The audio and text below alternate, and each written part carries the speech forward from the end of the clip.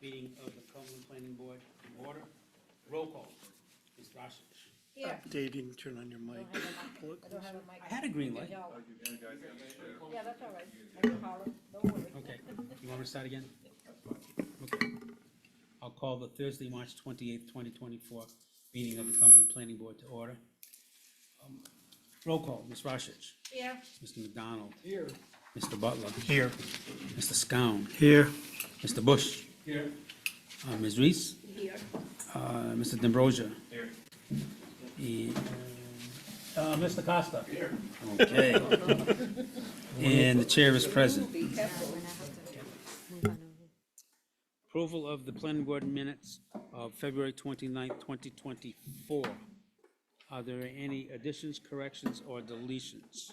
And if not, I'll make a motion to approve. motion by Mr. Butler, Second. second by Ms. Reese. All in favor? Opposed? Ayes have it. Okay. Item number 3, pre-application, project name, The Landing North Shore Mill. Project type, major land development, comprehensive permit, owner applicant, Landing Cumberland LLC. Location, 32 Meeting Street, Assessors Plat 2, Lot 17, Lot 162, 163, 165, 160 to 168, and then 177 and 178. The zone is C2 with public water and sewer. The applicant proposes to rehabilitate the mill into 114 residential units. Mr. Modica. Thank you, Mr. Chair. As you mentioned, this is just a pre-application meeting. It's purely informational. There's no planning department recommendations, and the planning board won't be voting on the project. Because this is a large project, we thought it would be a good idea for the applicant to make a presentation before the board. It's a historic mill building proposed for 114 rental units. At least 25% or 29 will be affordable. Since more than 25% will be affordable, as you know, this is called a comprehensive permit, where the planning board can grant relief from zoning and regulations, but you won't be granting tonight. As I said, this is an opportunity for the applicant to present the project. Also an important opportunity for the planning board to give feedback to the applicant and ask questions as they move forward. And the same holds true for the public, and we do have 2 people attending virtually right now. The next time the planning board is going to see this project is that preliminary plan. It used to be before the new land use legislation that you would see a conceptual master plan first and vote on that, and then see a more engineered preliminary plan. But the new legislation got rid of master plans, so the next time you're going to see it, the plans are going to be fully engineered as at preliminary plan stage. So they cut out that intermediary step. So there was a TRC, Technical Review Committee meeting about 2 weeks ago with all the department heads. We reviewed the project. We didn't see any, hot button issues here, except for the traffic, which I'll get into just a little bit. So some notable changes that we will see between now and preliminary plan will be stormwater management. Our public works director, is very concerned about that, and more landscaping in the parking lots, in addition to whatever might come out of this meeting tonight. I'm going to try and share my screen and give you a quick overview here. Let's see if this might work. Okay. So there's North Shore Mill. It's been vacant for quite some time. It needs a little TLC, and so our applicants are stepping in and going to help it out. Here's just a general overview of the area. There's the mill over here at Meeting Street, Blackstone River, Central Falls Landings over here, Town Hall, the Amaral Building, and Valley Falls Heritage Park. So I know I want the board to be aware of what's going on in this immediate area, and as you know, the Amaral Building is going to be converted to a community center within a couple years, we hope. We also started the master plan phase for Valley Falls Heritage Park. We just hired a landscape architect a couple weeks ago. We're having a kickoff community meeting in 2 weeks from now. And so our intent is to bring that park back, make it a more vibrant community space. How that relates to traffic is it can be kind of hard if I can pinpoint it, but we're trying to make, if you can picture the Amaral building, the little 2-story brick building across the park, we're trying to make a direct mid-block pedestrian crossing there. So make it more with some traffic calming and just make it a really visible crossing area so people can safely get back and forth. Let's see what, so I'll stop there. Quick, you got a lot of reports and studies in your packet. A lot more than you normally would for a pre-application because they applied last year when they had to do a master plan. That's why they produced all these reports. So just real quick on the fiscal impact study prepared by Forward. Their estimated net financial impact in the report said the town would net $300,000 per year. Are you beeping? I apologize. That's my cell phone. I should have shut it off. Between 6 and 8 o'clock in the evening, I get spam calls. Okay. Okay. No one calls me because no one likes me. We'll carry on. So actually, I talked to Todd Poole. Todd Poole did our economic development study for Valley Falls. He inadvertently omitted the student cost, which is about $3,500 per student with 16 kids. You know, it's another 60,000 or so. So the net gain for the town goes from $299 and change to $239 and change. So it's still a positive surplus. So in terms of traffic, I'm going to talk really briefly about traffic. I don't want to get into too much detail. And I'm just going to point out the intersection. I think you all know the Mill and Broad intersection. I'm going to stop sharing right now.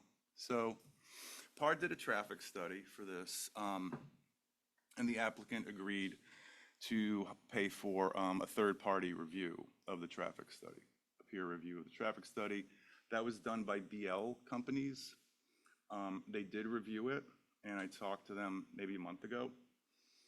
And they agreed with PAR's, the methodology was sound and the projections were sound. So when we get to preliminary plan, we'll have PAR and BL, get into more detail.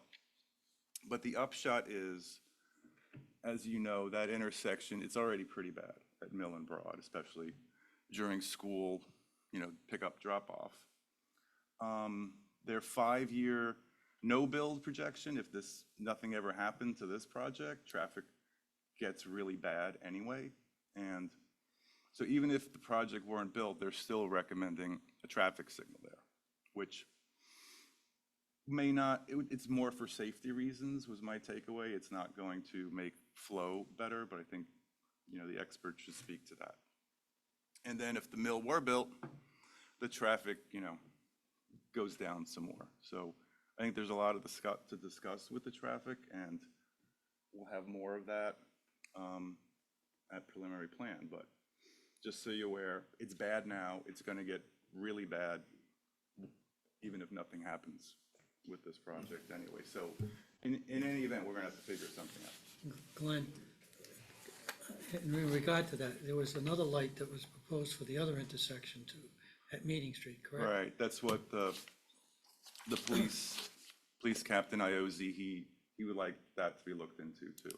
So that's a short distance, It's, right? Yeah. right, I mean, There's no way you could do that. It doesn't, okay. You Just can't- this one to be sure. yeah, I mean, something we can consider, he threw it out there. And parking, as you know, under new legislation, parking for comprehensive permits, only 1 space per unit is required. The planning board can't ask for more than that. So I think in terms of their parking, Ms. Brensley will speak more to that in terms of, there seem to be different options available. And I'm going to share my screen one more time. I don't know if you'll be able to see this very well. I just want to talk about density, residential density. This is in your packet. There's a table in your packet. I think it's like the third page. So by right, on this 4.5 acres, which includes the mill property and the parking lot across the street, 39 units are allowed in current zoning. With the new legislation, the planning board, when they're proposing 25%. When you're proposing 25% affordable, the planning board must allow a density bonus of at least 5 units per acre. So in this case, if they're going to do 25%, and it all depends whether properties have water or sewer.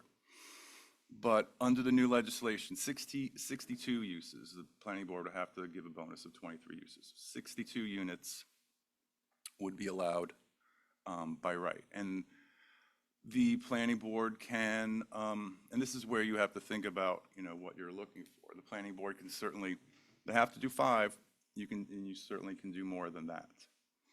And it goes up a scale. If you have 50%, you get a greater bonus.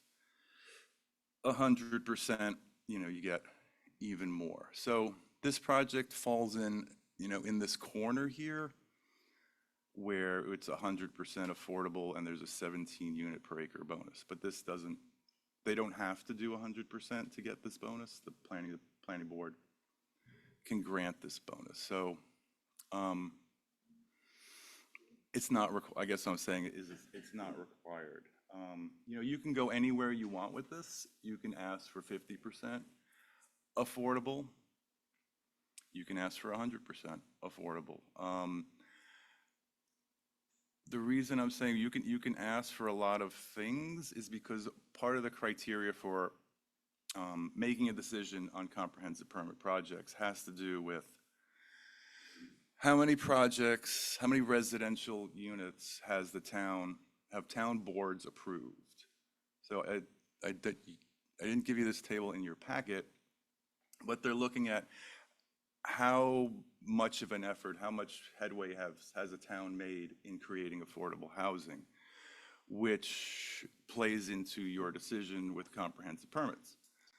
So the more comprehensive permits that are approved, the more affordable housing units that are approved, the more discretion you can have in looking at future applications. So I don't know if you can see the entirety of this table, but since June of 2022, the only residential projects, all the projects the planning board has approved have included affordable housing. So, and you've approved a total of 326 units, 106 of those are affordable, so a total of 33%. And I show this one here would bring the total units to 440 with 135 affordable, or 31%. So I just wanted to point that out. There's a balancing act here, but how much affordable housing can this building bear? It's a big building. The by right 62 units. You got to fill up a space with. I don't know. It might be too big for that little units, but where is the sweet spot? Where does this project still pencil out? How many units do they need, to make this project work? Okay, so I'm going to stop sharing. I think that's it. No, that's all I wanted to let you know. I just want to let you know where we stand on where the board's been in approving affordable housing, and that you have some discretion here in negotiating as this project moves ahead. Thank you. Does the board have any questions or comments? Mr. McDonald?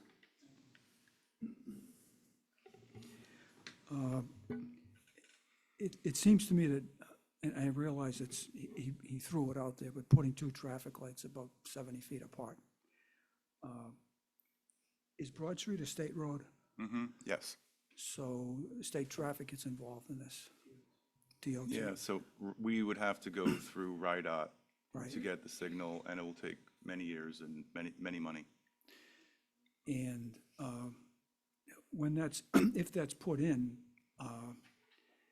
with a school there and some of the traffic that comes out on Meeting Street, I'm wondering if, this is way in the future, but this, you're gonna need perhaps timing devices for different, like you have at Chapel Four Corners, where Right. certain times of the day, the main road, Broad Street, has a longer.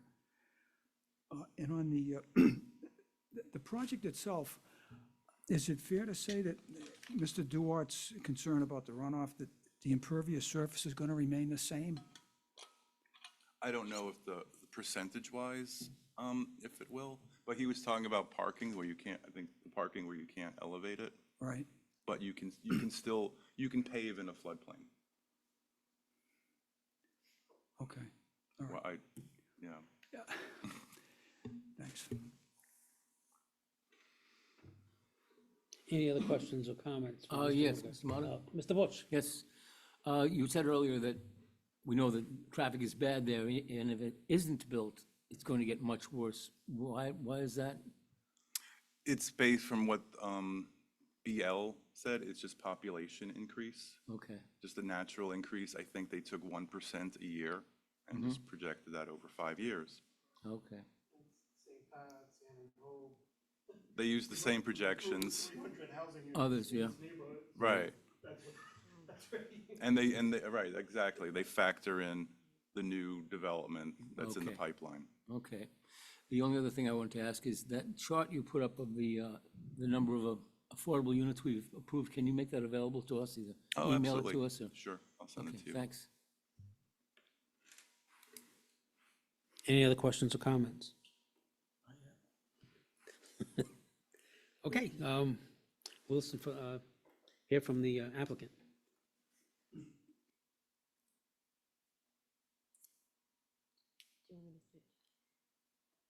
Hi, I'm Ann Brunsley. I'm sorry I can't see all of you at the same time, but it's the angle. This is, I'm here somewhere. I don't take up much room even when I'm standing up, but, yep, sure. Okay, there we go. I'm Ann Brunsley. I am part of the development team. I'm actually here with one of my partners and development partners, Mike, along with Sam from Pear Engineering, and so hopefully we'll be able to answer any questions that you have between the three of our brains. I did have a short presentation just to walk you through it, but I think one of the points that Glenn made that we're obviously concerned about is that there's this big gap between talking to you today and then going ahead, putting a lot of wheels in motion by the time we see you again. And so we are open to questions and feedback. We have been receiving a lot of feedback also with the state because they are playing a role in this. This is an affordable project. So they have their thoughts and feedback. And so our hope is to be a group and development group that comes and works with you and doesn't try to push or, test limits. We're really just trying to make a mill building that has been sitting there vacant for over 20 years, something that can offer value and housing both for the immediate Cumberland area, but also Rhode Island in general that has been struggling with housing. So I'm going to go through the PowerPoint. It's a pretty quick PowerPoint presentation, but I'll try to kind of fill in any gaps that Glenn didn't touch upon, and also open it up for questions as I go, so that if you do have it, we can create more of a discussion. I'm going to try to do this. We will see how it works.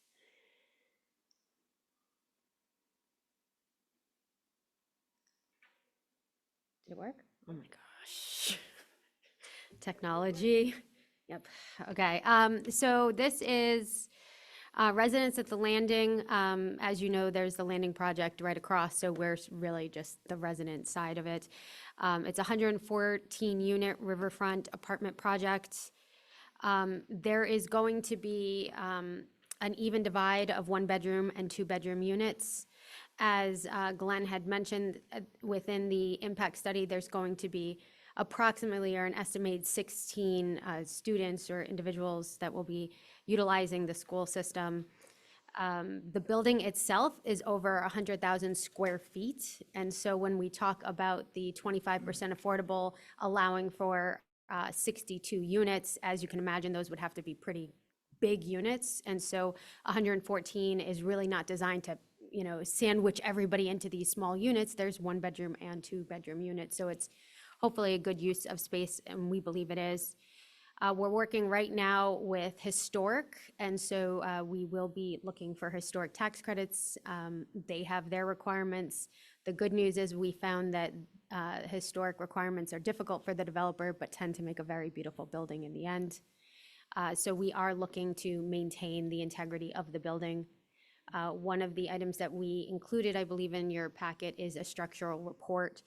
We had Pear Corp also do a structural report just to make sure that the building itself was very sound and that our project could move forward the way that we had hoped. We are doing at least 25% affordable. Again, we have to work with the state. As you can imagine, they have their own thoughts on affordability. This put us not only in the comprehensive permit position, but it also allowed us to get an expedited permit application process through the state, which is advantageous, I think, when you're just looking at any town policies and state policies, and nobody wants a project kind of stalled because they're in conflict in any way. So I think we got pictures previously from Glenn, but here are very similar pictures. As I mentioned, there's over 122,000 living area space. It's over 3.5 acres. You add that with the additional acreage that we have across the street that we will be using for parking right now. They're vacant lots. You guys probably see it. Blackstone Prep uses that space. We're looking at parking spaces. It says here 114 to 143. That actually, we did update the design a little bit. We could go to 145 spots. By requirement, we have to have 1-to-1 ratio, so that would be 114 spots. That would be what we preliminarily would do and go for. However, there is more room for more spots, and we want to be open to that, both because residents might want more than one spot, especially if you're offering a 2-bedroom. But when we do come back for preliminary, it will be for 114 spots. And the reason behind that is because in order to offer that additional parking to future residents, we would have to get DEP involved. And right now, we would prefer not to have to do that unless we were required to, and we're not. Department of Environmental Protection, it's anytime you get too close to the, or DEM, I'm sorry. Yeah, no, it varies in state, so. Sorry, I showed my colors. Yes, we're in Massachusetts. Yes, DEM. And so when we come back, it'll be for 114, but we want to at least let you know there is an ability to do more spots. If you could imagine a bunch of 2-bedrooms, that would come up eventually. You guys would say, well, no parking spots. The topical view, we're obviously right now right next to the Blackstone River. Parking, obviously, and traffic are big issues that we believe that we're getting as feedback not only from the town, but also the community members, which, by the way, has only given us good feedback. We did, a couple of months ago, reach out to the community, ask what they were thinking. And if you could imagine, they're like, please fix this, please, do something and beautify this area. We're working right now with Glenn regarding doing some landscaping plans so that when we come back, it'll include making sure that the whole community looks beautiful. As far as parking goes, I think you kind of got, or not parking, traffic, you got a little bit of a preview. The Mill Street intersection, the Meeting Street intersection, Broad Street in general is an area of a lot of traffic. In the end, this will be 114 to 228 residents. And so just because of the growth in the area, we actually they consider it a minor impact. But as residents who have to deal with Broad Street, I'm sure it's going to feel impactful on a day-to-day basis. The good news is that this is a residential project, so we aren't conflicting with the time period of drop-off and, well, maybe somewhat drop-off, but definitely not pickup, which is more in the 3 o'clock area while people are coming home right around 6, 7 o'clock at night. More pictures, just so that you can see, and if you can imagine, Historic is going to be looking at those windows and working with us on making sure that those windows, the integrity of that look is there and maintained. So Ashton Mills is something that I'm sure you guys have seen. We want to have that quality of work and craftsmanship.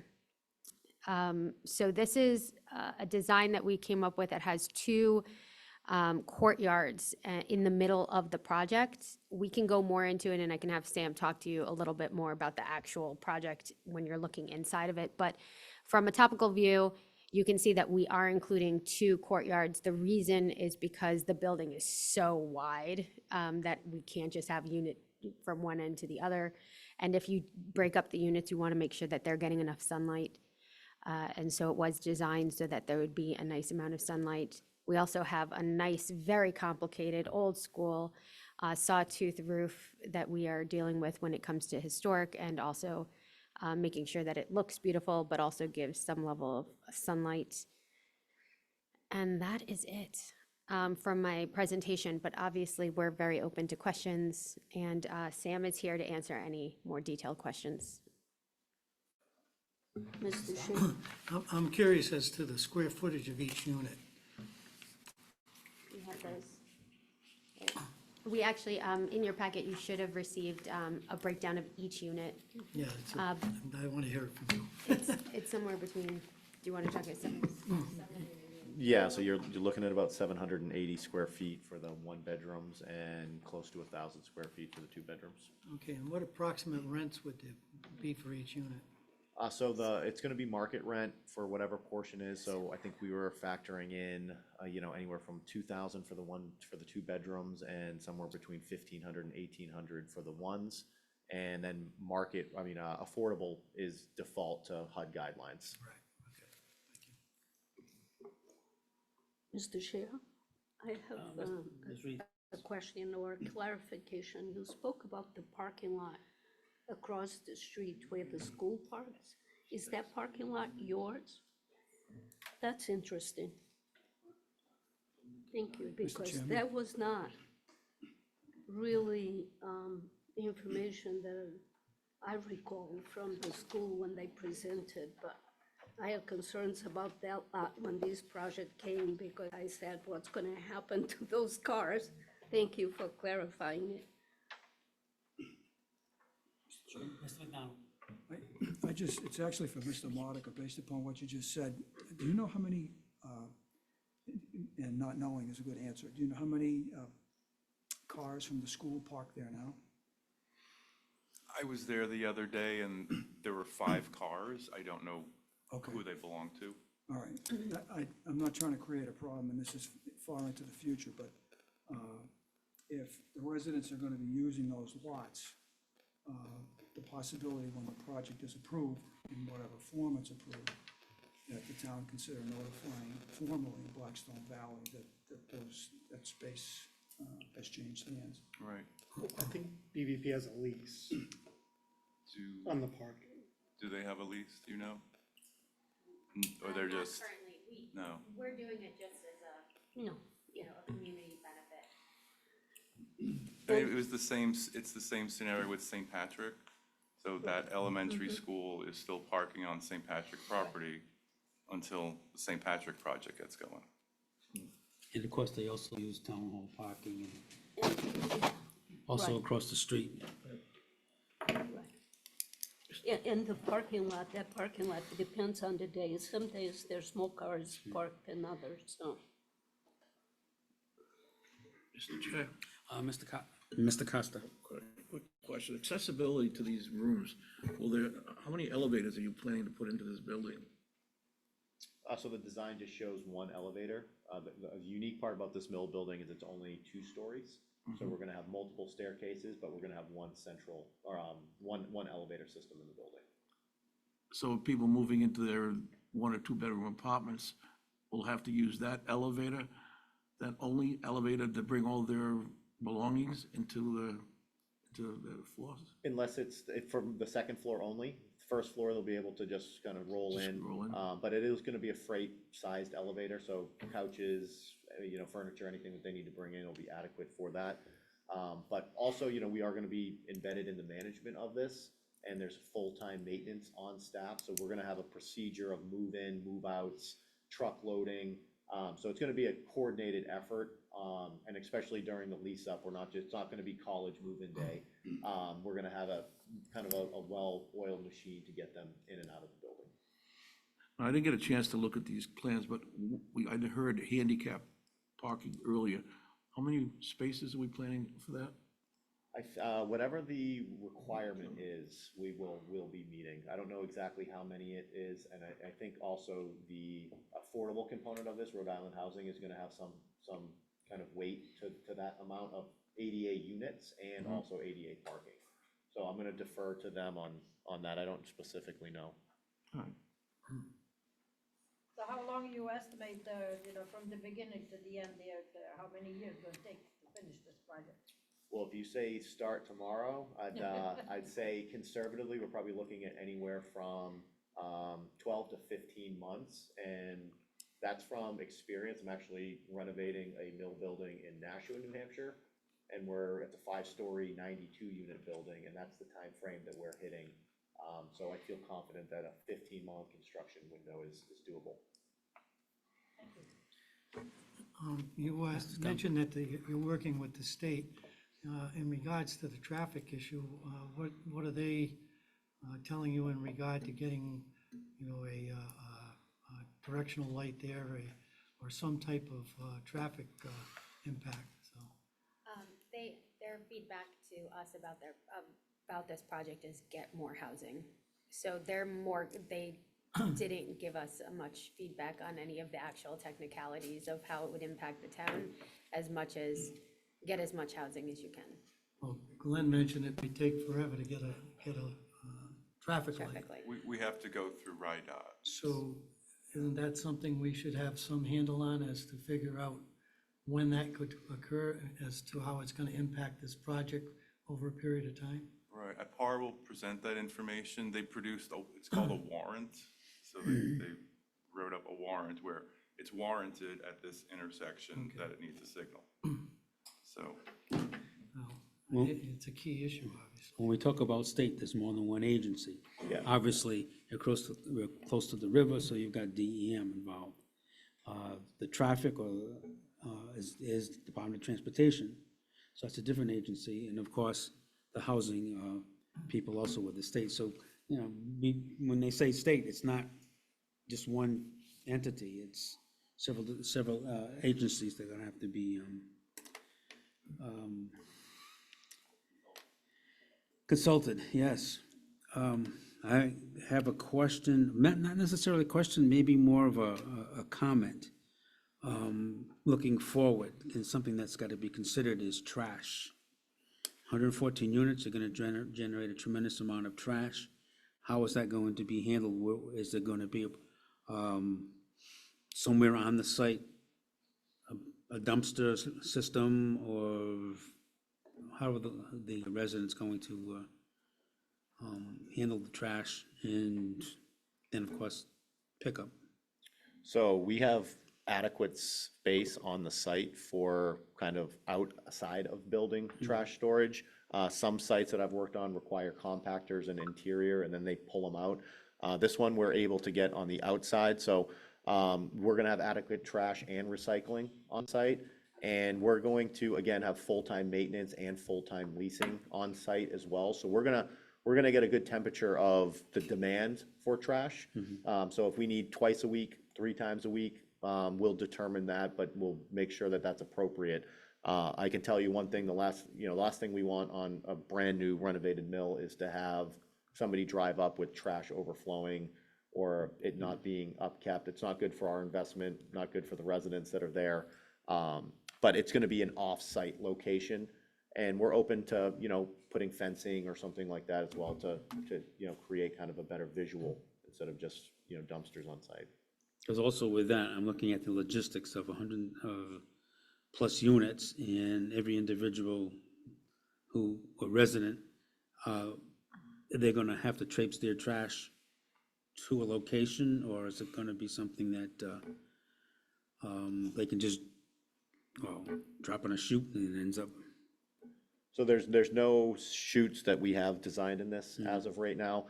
Something that we've been toying around with on other properties is incorporating a trash service where the maintenance guy can come by and collect it and dispose of it for the residents if they don't want to walk to the dumpster themselves.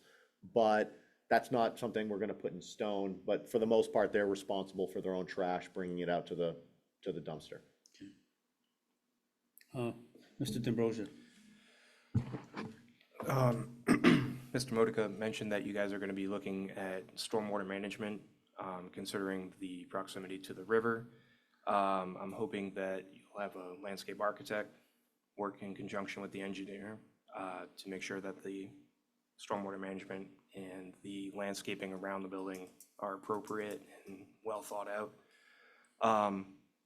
Additionally, I'm looking at the plans, and right now you're showing a small dumpster unit screened in. It's currently situated in the flood zone.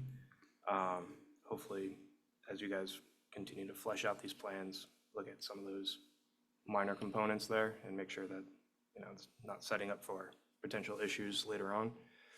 I'm also wondering if there will be a need for any sort of transformer or generator for this building, or? It's likely there will be. Yeah, we haven't confirmed anything with the utility company, but I'm assuming there's going to be upgraded transformer needed.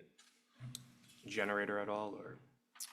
We don't plan on a backup generator for it unless we run into some type of mechanical where we need pump systems for sewer or things like that, then, but as far as the building stands, we don't plan on putting a backup generator. Okay. Mr. Butler? I didn't have a question, but just a few comments. I kind of made a plus and a minus thing on my paper here. So on the plus side, I do appreciate the project is going to save the mill building. I was telling Mr. Modica, my grandfather worked for more than 50 years at Cadillac Mill, so right next door. So as did a lot of folks who live in the Valley Falls area. So it's important to save these buildings and reuse these buildings. So I'm happy about that. And, you know, we've certainly seen in Pawtucket especially where these buildings sit for decades, they end up burning down, falling down, you know, and then you're looking at new construction, which may not be welcome. So, you know, I think reusing the mill is great. Obviously, adding additional housing during this housing crisis is important. I really like the courtyard concept because I know we've looked at other developers have talked to us about mill reuse, and that is always the problem is the mills were built so wide and people want windows if they're going to rent an apartment. So the courtyard concept isn't one that I've heard before. So I think that's really interesting, and I think it's really, really great. On the concern side, and I have to say for me personally, they're huge concerns. One is the density. 114 units is a lot. 175 to 250 more people in this neighborhood is a lot. That's a lot of people, especially having just approved 300 other units in this neighborhood in the last year and a half or so. You know, I think for St. Pat's, for me, one way that I got around that was, you know, that we're not putting everybody on Broad Street, that people would have the option of going down Church Street to get to High Street to avoid Broad Street. And Ann and Hope, folks can go up Blackstone to High Street, they can go down Ann and Hope Way to Mendon Road. So there were ways in those two projects for people to avoid Broad Street and to reduce some of the congestion. With this project, there really is no option. You have to come off Meeting Street, you have to come on Broad Street. To get to High Street, you have to go up, you know, past the Emerald Building. So that's a huge concern for me. I just don't know that this neighborhood can sustain that much more congestion and density. I am concerned about giving 100% density bonus and only getting 25% affordable housing. You know, the state is putting our feet to the fire. to approve projects like this. They gave the planning board a lot of power to approve projects like this without having to go through zoning, without having to go to master plan to get more affordable housing.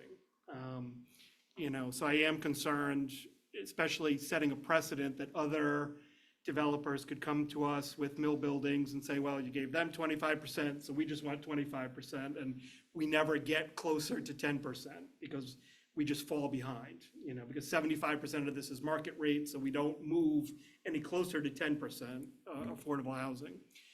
That traffic is a huge issue for me.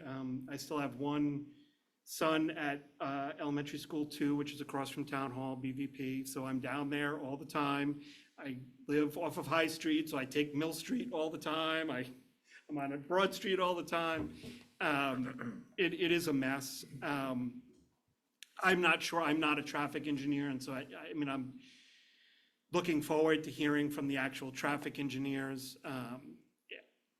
I'm torn whether a red light would make a difference or make things worse. I think as Mr. McDonald said, you know, especially when schools are in and out, you can just see complete gridlock on Broad Street because as much as the school tells us not to, there are parents that queue up on Broad Street 10 minutes before dismissal and, you know, so if there's a red light there and then it's just kind of gridlock. I know the peer reviewer of the traffic study had real legitimate concerns about Mill Street of, you know, having a red light there and people backing up past the train tracks and ending up with people on the train tracks because they're stuck in the red light there. So it would be hard for me to see this project move forward if there wasn't at least a red light there or a good reason why a red light wouldn't work there, but there would have to be some kind of other traffic solution there for me. And then the last one, which isn't a major one, but it is the parking in the flood zone, which I know is allowed. But I know this kind of came up when we were talking about development down in the Stop and Shop Plaza, that parking lot floods. You know, now that 100-year floods don't actually happen every 100 years, they happen every 2 or 3 years now. The parking lot's gonna flood. People are gonna have to move their cars somewhere for a couple of days while the parking lot's flooded because they're not gonna be able to park there. So where do they go? And I know just down on Ann and Hope Way, that Dunkin' Donuts has been closed.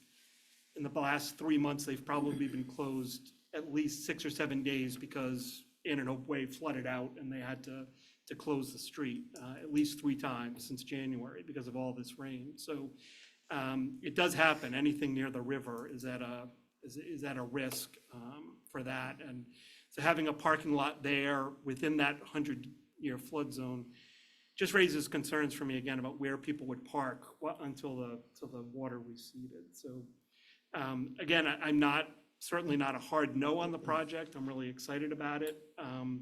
But there are things that I'd like to see addressed if it moves forward. Mr. McDonald? I just have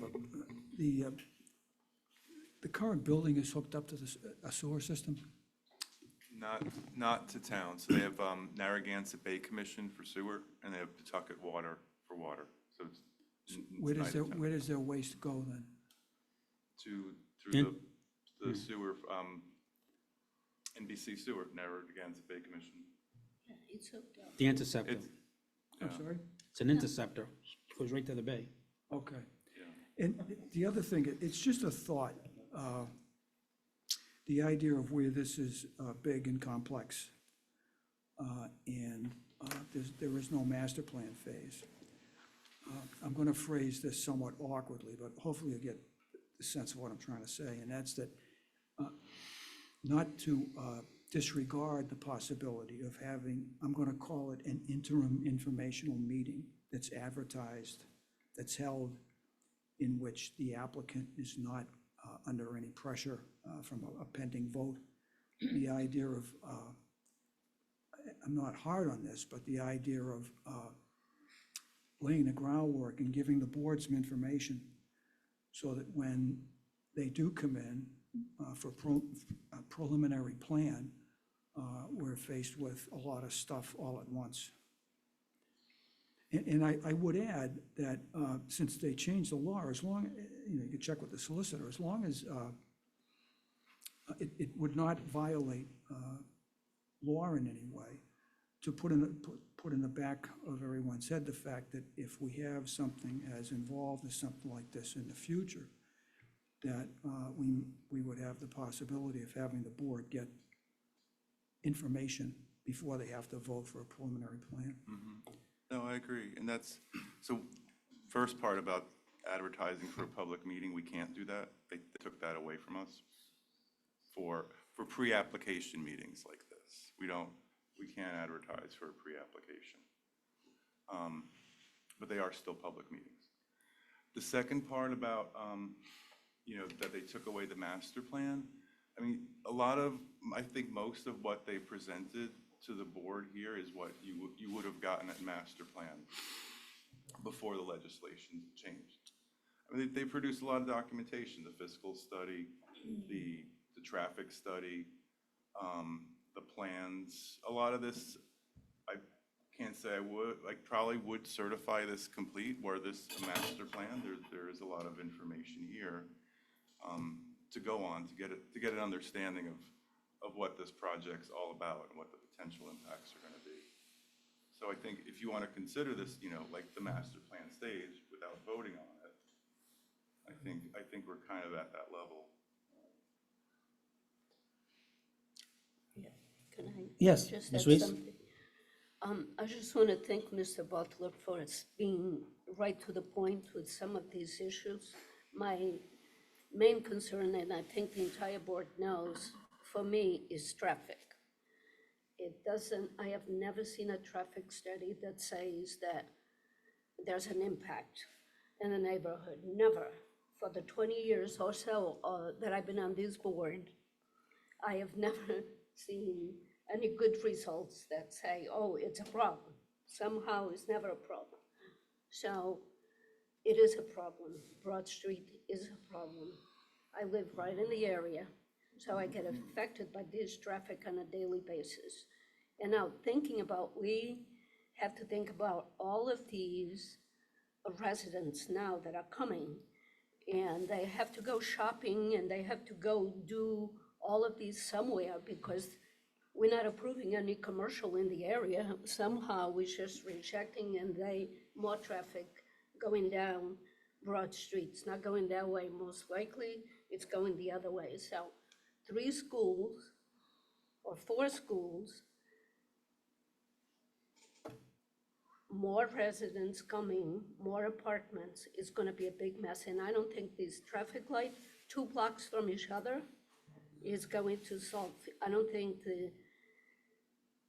think it's gonna be an issue because it's actually, if you put one where we talked about before by the school, it's 3 blocks down. And you're putting another traffic light. And then you have one up at St. Patrick's. So it's within half a mile or quarter of a mile, you're gonna have 3 traffic lights with a lot of buses, with a lot of cars. And I have a major concern. The density is also an issue for me. I think it's too many apartments for the area.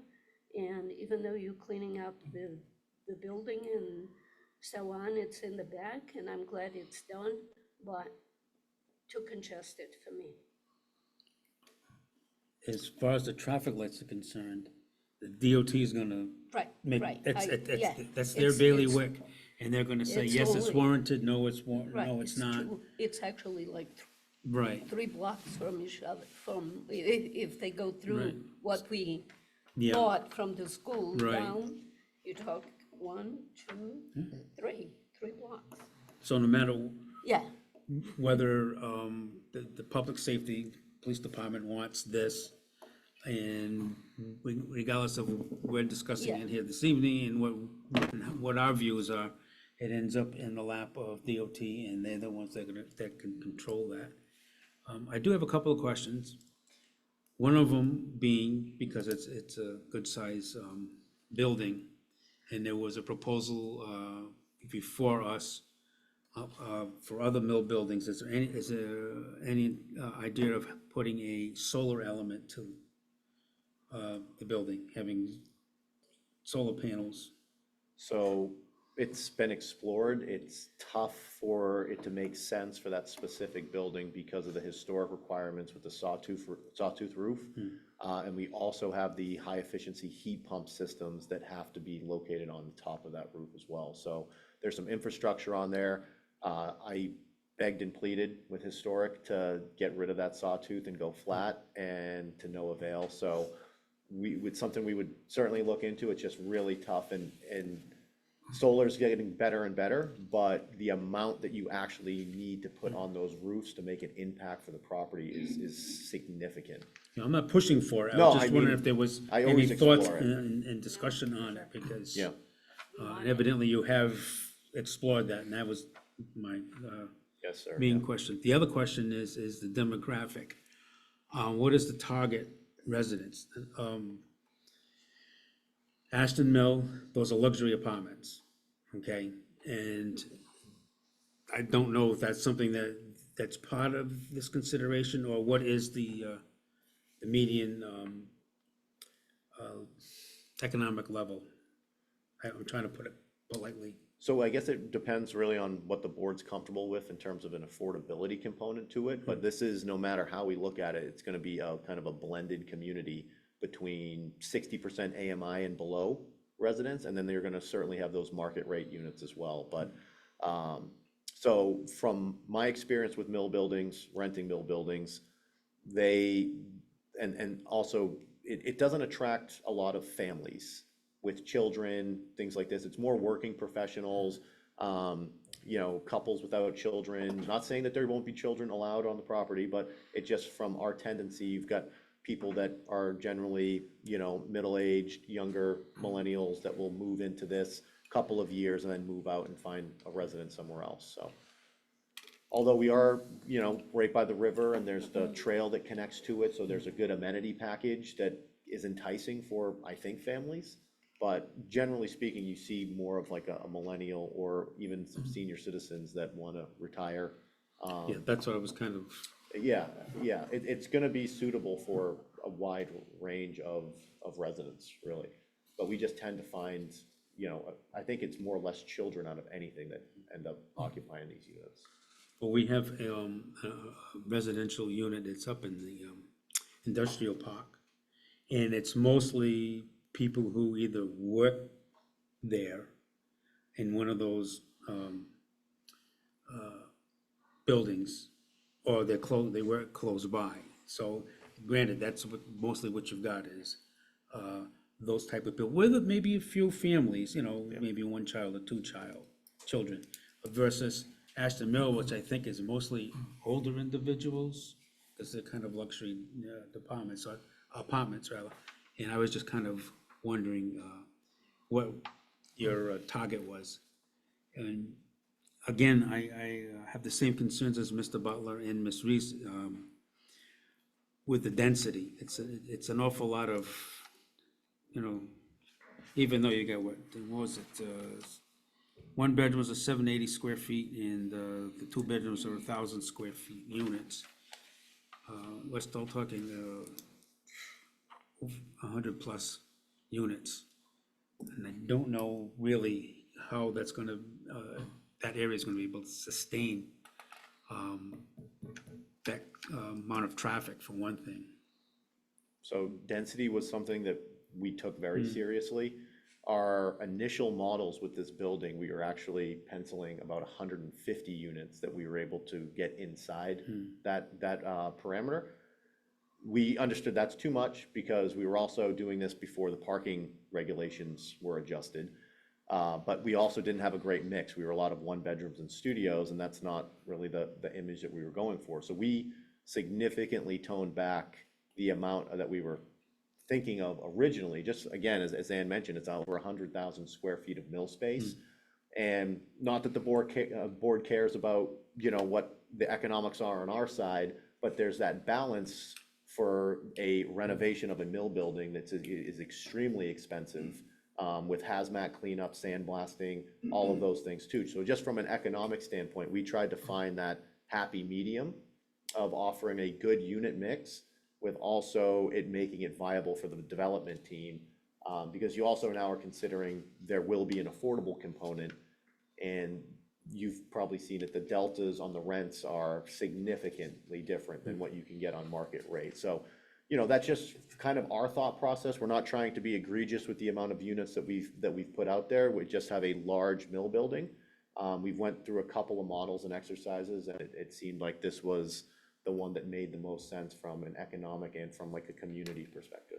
And I'll just, for me, I mean, I'll say I completely understand, and this is a discussion we have with developers with every application is, obviously, you have to make the economics work, and it's a huge building, and so, I certainly get that part of it. It's just that this is the single most congested, densely populated area of this town, and that 4 blocks really is just completely full. And I always wonder with these projects, we kind of talk about the tipping point, and Ms. Reese mentioned the traffic studies, and, we always have these conversations about what's the tipping point with the traffic. This project might not put you over the tipping point, but, you don't know.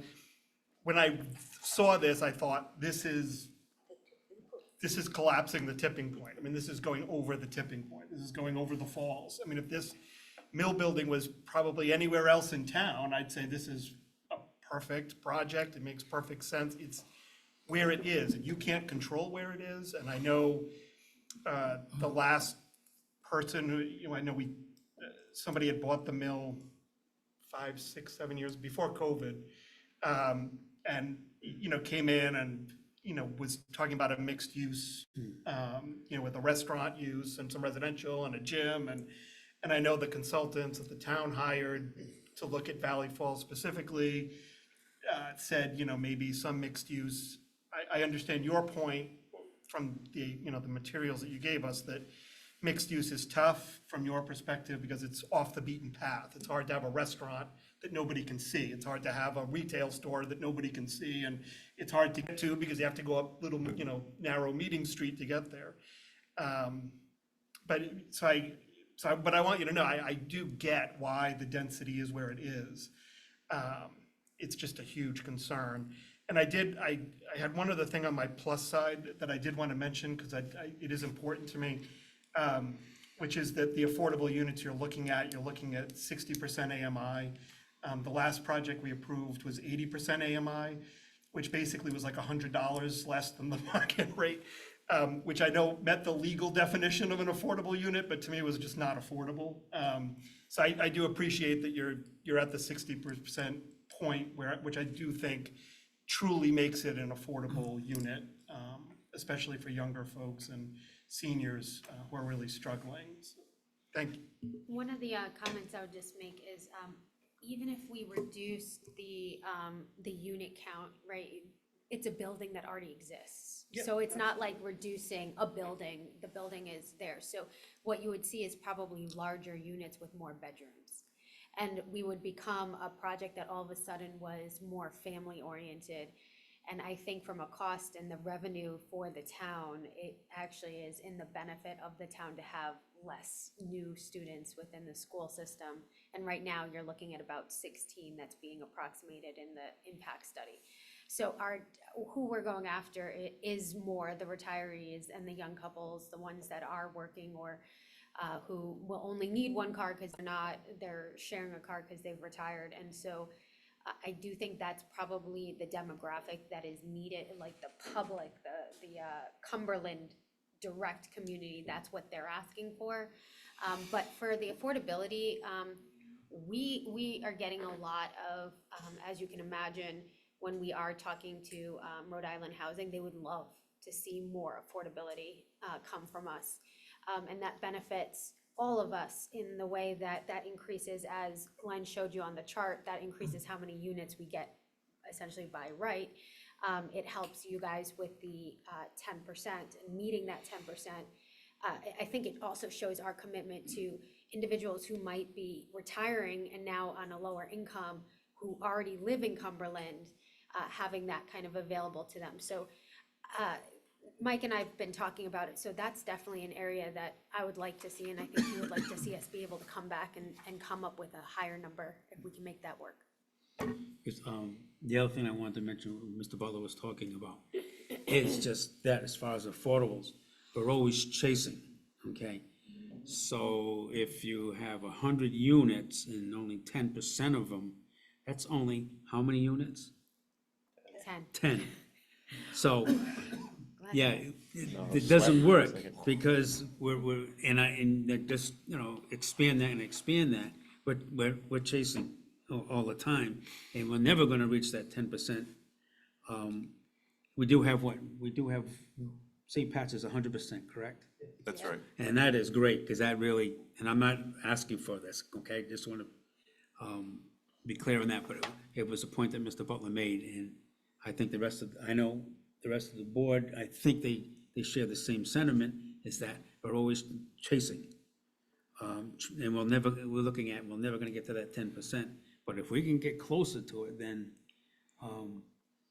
it's more palatable to me anyway, and I think to the board too. So it's something that's worth, bringing up and, discussing anyway at this point. I don't know about the rest of the board. Mr. Scown?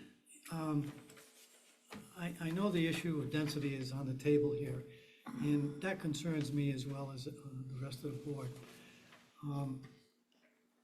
I just don't think that I'd like to see your company go into this project and the expense that's involved until we can get this density and traffic issue under control. I think that's gonna be critical. This area is not able to absorb the number of units that you want to put in here. And we're not engineers either, but we've been around long enough to know what the issues are within the community. Love to see the building renovated. That's not an issue whatsoever. But I do think, and I agree with the board members, that the density issue and the traffic problem is considerable. I mean, we all live in town, we all go through this area, and it's a problem. And when the school wanted to put additional students in, we rejected that because of the traffic issue. And this is even worse than what they were gonna do at the school. So I think that, you need to address that issue, maybe with Glenn or somebody, before you get into a significant I expense. actually don't know how we can address it beyond what we, Well, meaning like we don't have control over the traffic lights. No, We're I not understand gonna- that, but Well, if I may, the issue with density doesn't necessarily get resolved if we have a lower unit count, because what we would be forced to do is now increase to 3 bedrooms, 4 bedrooms, 5-bedroom I units understand. to satisfy that. So we're still likely going to achieve a similar head count within the building. So if we go from 114 units down to 90 units, and now we have 3 bedrooms and 4 bedrooms, that's attracting a similar amount of vehicles. We're bringing more families in. You're getting a similar pattern. And again, traffic can speak to that. I'm not a traffic consultant, but one thing that I just wanted to highlight is that there is a vent for traffic that wasn't brought up. So we do have Chase Street that connects to Titus, which connects to Broad, that connects to Winter, which connects to Jones, that connects to Broad. That same theme goes all the way up to Elizabeth Street. Right. So it's not just 114 units worth of traffic coming out every morning directly onto Broad Street, similar to the project you guys mentioned prior to this. There's vents for these guys to seek an alternative route, and you live in town, I'm sure you find alternative routes to go around those areas at certain times of the day. So it's not like we're just a one-way in, one-way out. There are areas to disperse the traffic. But as Ann mentioned, from a density standpoint, if we're lowering the unit count, we're just increasing the bedroom count. So it's going to be a very difficult thing for us to appease unless we're at a point where, it's 50, 60 units, and then, we're walking away and leaving it as a vacant mill, so. No, I understand everything that you said. Yeah. But I do think, and Ms. Reese will probably be the most significant proponent, that those traffic outlets are jammed every day. So it's not gonna help an awful lot to use those outlets. I mean, I come from a different side of town. I don't even go near the area when I know there's gonna be a traffic issue. Some people don't have that luxury, so I think that, to me, is gonna be a real detriment to this project, and I hate to say that, because, I mean, I'd love to see a new project in town, but like Mr. Butler said, we just approved a number of units in this particular area, and I don't know, I have doubts about this project going forward. I think we just also have to be mindful that by right, it would be 63, right? If we went higher, it could be 80 units by right. We're approaching the traffic more with the sensitivity of what you're talking about, which is the residents themselves. But this is where kind of the rubber meets the road. There is a shortage of housing in Rhode Island. There's a shortage of housing in Cumberland. There was a whole impact report done for Cumberland. There's just a needed housing. And so if I were to look at numbers and you say, okay, well, do we like the project or not? And I could say, well, by right, we're doing 90, we can do 90 units. We're asking for 20 people more. That's a very small impact on the traffic issue that's coming and is already here. So it's the mill building, to go ahead and pause a project that would allow for so much more housing when there's actually a housing crisis versus adding 20 people to traffic. I think it would be hard to weigh that out and say that it makes sense. All we can do as developers looking at this is say, okay, this is a serious concern for Cumberland because there's a problem, and we can advocate on behalf not only of the project, but we can spearhead it on behalf of the town to have, RIDE it come in and the state actually take this seriously, this traffic issue, and do something about it. But there's going to be more developments. There's going to be more developments in that area. There is a need for housing. It's just where it is. So I can't solve that, and I don't think it, when we hash out the numbers of the actual individual people, you're talking about a different time period at night when they're coming home. It's just not gonna make all that much sense to say, okay, 50 more people added to this big problem is worth depriving new housing in an area that really needs it. But we're here to help and try and do the best we can, I appreciate your argument here, believe me, I do. But I do think, maybe the question is, what is your occupancy rate based on your experience for that number of units, or vacancy rate, one or the other? So depending on if you're market rate or fully affordables has a waiting list. That's just the demand for that class. At market rate, you're looking, based on CoStar data, you're looking at about a 3 to 1% vacancy. And that also shows the demand for suitable housing in the area. Nationwide, I believe it's, 90 to 94%. So Cumberland is, on the tipping point of really needing housing. Really, a lot of New England is just a desirable area, but Cumberland especially, I think a lot, because Providence is pushing a lot of people up to this community because there's not really any vacancy in that market. So hope that answered the question. Yeah, it's just a problem of where the location is and where you put the people. It's a common problem everywhere. This particular spot is tough. Well, you have to put these immigrants somewhere, Mr. Chairman? They're coming. Well, we would be very open to, especially if there was feedback from the planning board on how we can help in any way from the state side. That is the one leverage we have, is the state really wants this, right? Like, there's a shortage. So if we can do that and receive any feedback from you guys, then at least we can go and say, listen, this is what's gonna be required. This is the help we need. Just Mr. McDonald. I have a question. I just want to make an observation. We did reject the school, but I think we should keep in mind that, at least from my perspective, we rejected the school because, unlike the traffic flow created by this project, if it were approved, we don't have everybody getting out at the same time in the afternoon, which is what was a problem with the school. I want to ask a question, if you don't have the answer. is there for 114 units for this project, in your experience, in the macro sense, what's the percentage of retirees that live in housing like this? You don't have to answer, but my point is, to the extent that you have retirees, you have people that don't leave at the same time in the morning to go to work and come home. And I'm not trying to move the needle on approving or not approving this. I'm just trying to get some context. Because if in fact you had 114 units filled and you had, whether they were children or not, everybody was of working age and they were all leaving between 7 and 8 in the morning, that's a problem. But if it's a number less than that, again, the estimate based upon industry experience, if I can phrase it that way, what is it? You don't have to answer now, but give it some thought. Mr. Costa? Just a quick question, and also my feelings about the D word. I agree with all my colleagues here. Density is a real issue. And Cumberland is a very unique town because we only have two roads that go north and south. That's it. Everything shoots off of the Mendon Road and Diamond Hill Road, and then it comes down.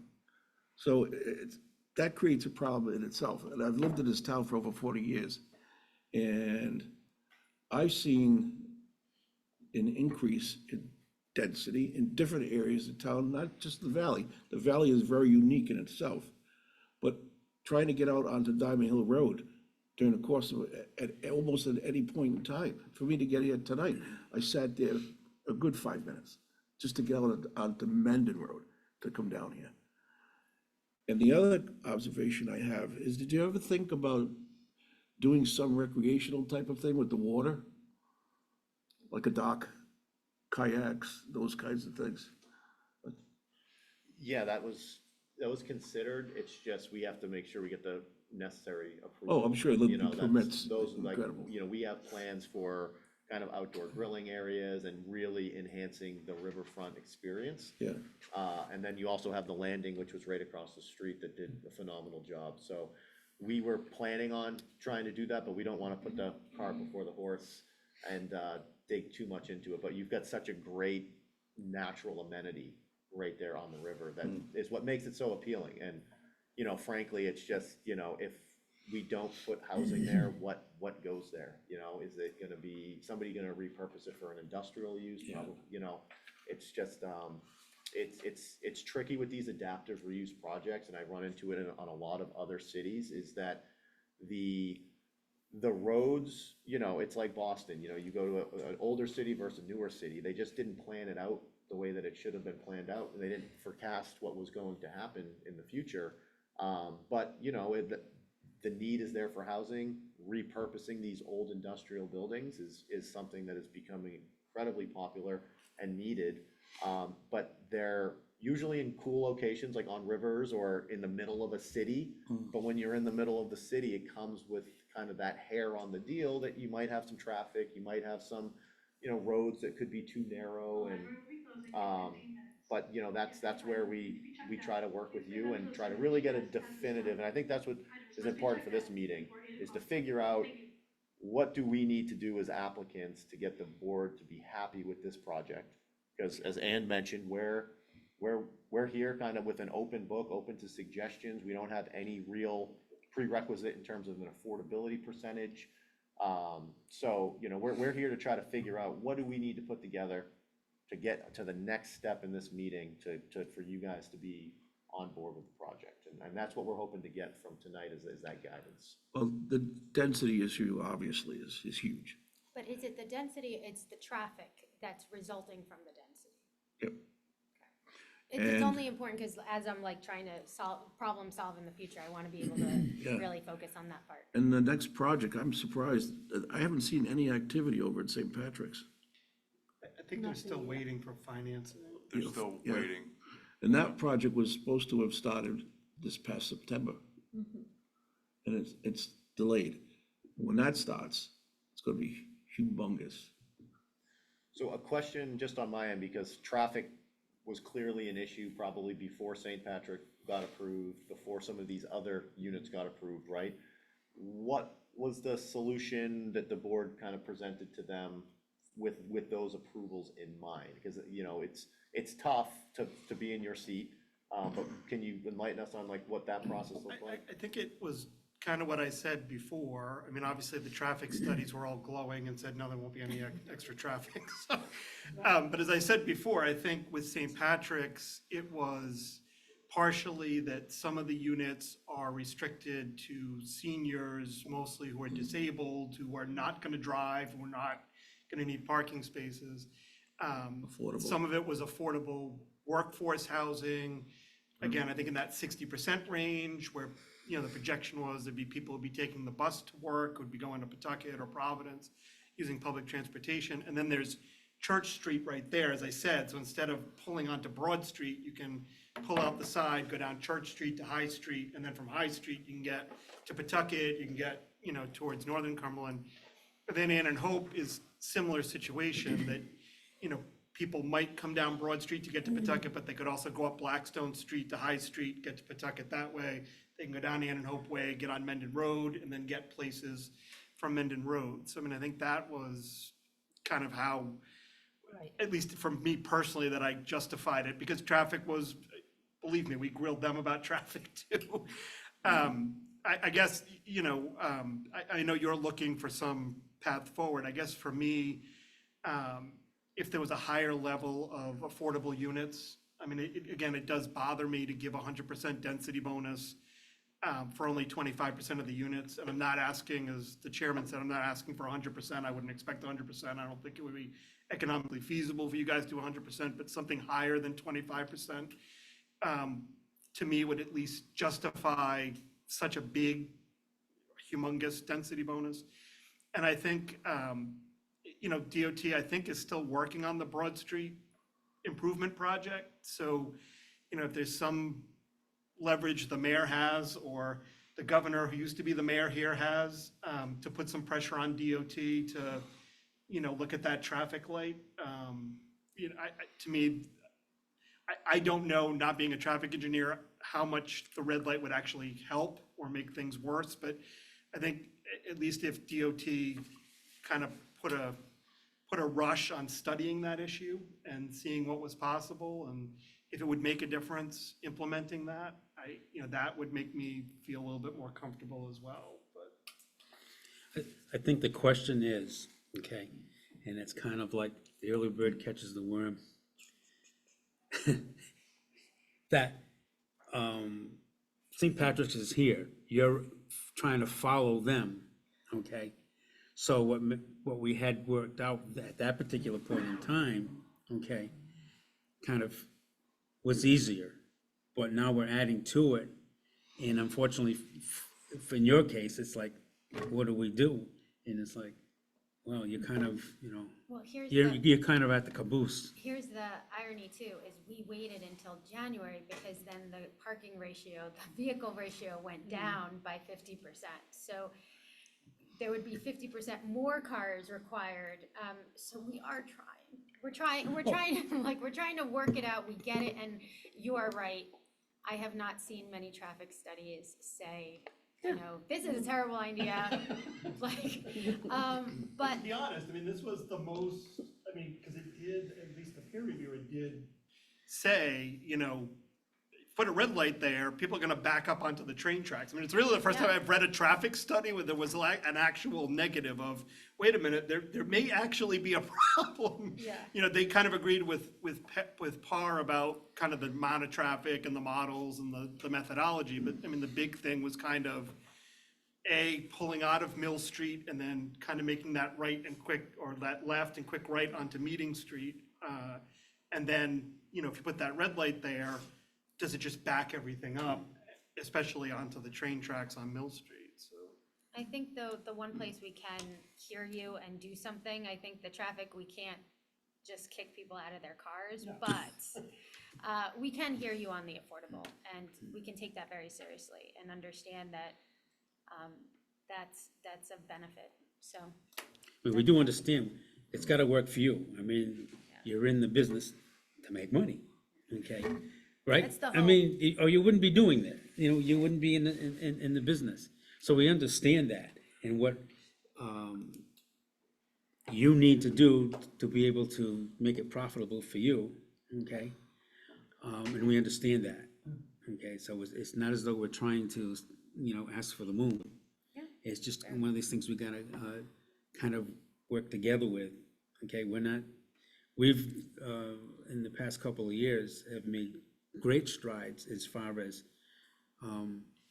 housing in the town of Cumberland. And I've been in town as long as Roy has, and my wife lived here all her life, and the town has changed a lot. And then we were talking about Diamond Hill Road. I can remember on Diamond Hill Road, because I live on Angel Road, that when I get to the light, 10 years ago, I could get through there without waiting too long. Now it's like, depending on the time of day, I'll sit there for, 10 minutes, 15 minutes before the light changes. And obviously, the traffic is, the lights change according to the demand at that particular time of day. Mr. Chair, Yeah. so the library's closing Yep. at 8. I've never been here, Yeah. a later meeting. Are we gonna be locked in, or do we need to?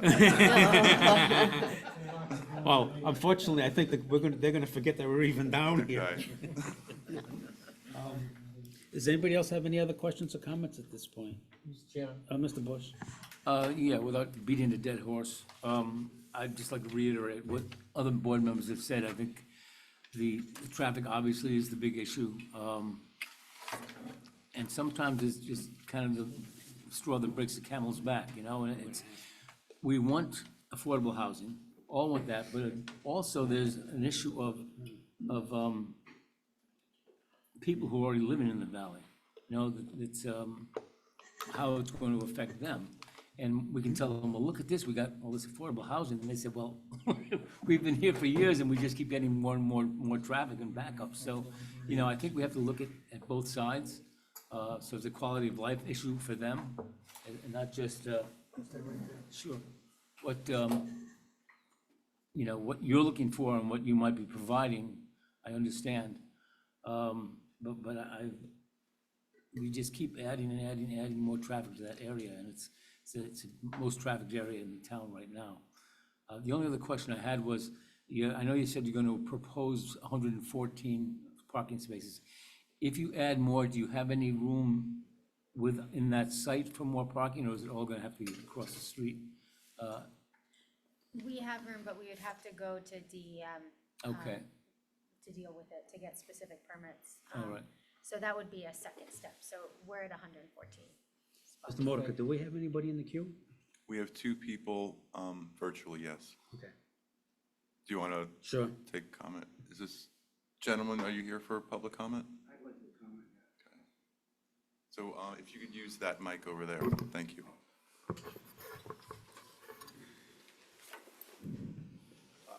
Stand up. Whatever, You can sit. Sit down. doesn't matter. You can sit down there, Sit down. be comfortable. So my comment would just be, I just want to make sure that the Lusitana Club doesn't get forgotten in the discussion. So Lusitana Club just celebrated their 100th anniversary. So Yeah, you're right. there was a huge, sorry, I get distracted easily. So there was a huge discussion on some of the Facebook pages today, which I know can be tumultuous, but the discussion was that they, to a person, everybody thought that they were gonna reduce the parking on this project by the state minimum, which apparently has happened. Reducing the parking spaces does not reduce the amount of cars, just reduces the amount of places to put the cars. So Lusitana, I don't know exactly what their capacity is, but I know they had a wedding a few weeks ago or last week that had 350 people at the wedding. Now, if you factor in the people that worked the wedding and the bartenders and things, you're looking at probably close to 400 people that were in the club. They have 55 or 56 parking spots. Traditionally, they park all along that road. I mean, to the point where you can't find parking when there's an event. So if you put an additional, let's say 30 or 40 parking cars parked on that street, that's gonna do some, it's gonna do serious damage to Lusitana's business, because they already are struggling. They're basically a cultural community center that, they're not a huge profit generator. So they're working now just to keep the doors open with some restrictions they have for other issues.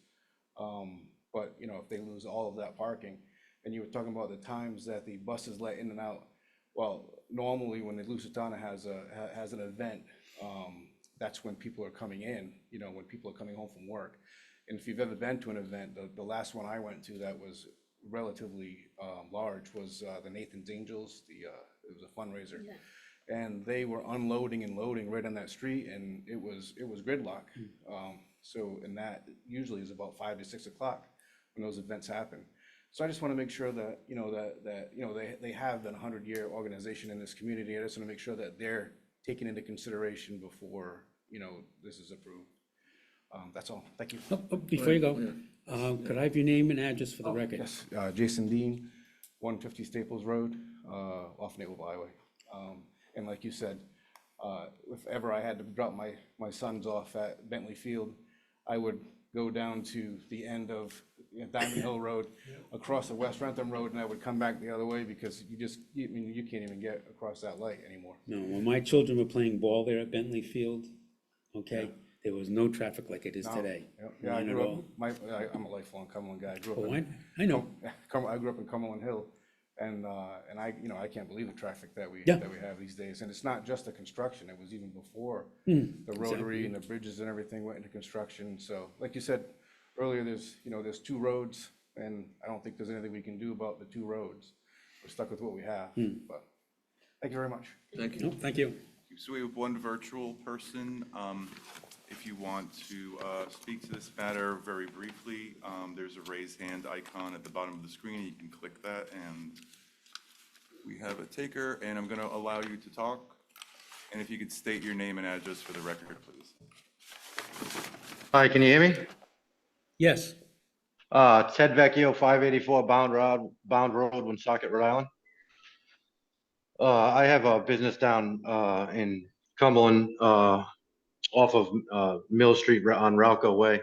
And I just had a question generally, not necessarily for this development per se, but when you have a series of developments going up and, they're being approved and there's the traffic studies that go on, how do you compound the effect of, say, the church that has been approved in addressing a new development like this one with we really don't know the impact of the church other than the information in the traffic study.